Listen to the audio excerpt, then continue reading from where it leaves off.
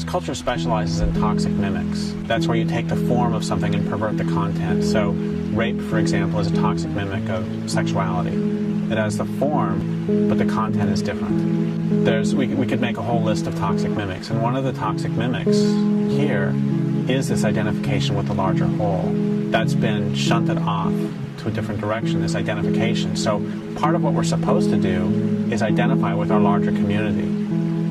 But that really only works when things are mutual, when the rest of the community is serving you as well. With civilization, we've been taught to identify with this larger whole that isn't us.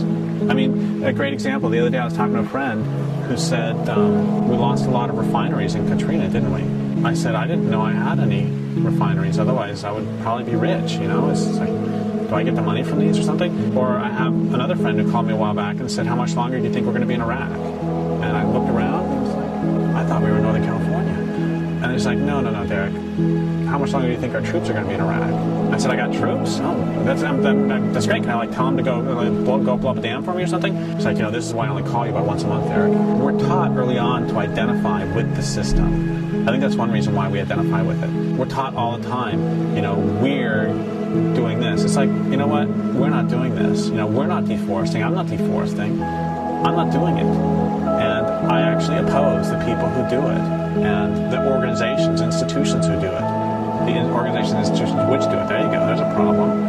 Calling an organization a who and then calling a tree an it. If your experience, not your philosophy, not your thinking, not your heart, not anything else, if your experience is that your food comes from the grocery store and that your water comes from a tap, you will defend to the death the system that brings those to you because your life depends on it. If, on the other hand, your experience is that your water comes from a stream, imagine that, people used to actually drink from streams, and how quaint is that?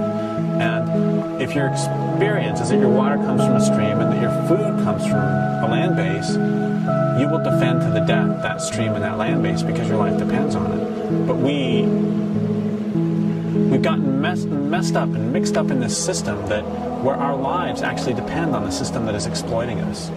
So many victims of abuse stay with their abusers because they're identified with the system, and they've been taught since early on that everything is about protecting that system. So it's the same. The system is abusing and destroying us, and we've been taught from very early on to identify with that system, because if we identify with the system, then we're fighting us and it, as opposed to simply fighting it, and that's much more difficult.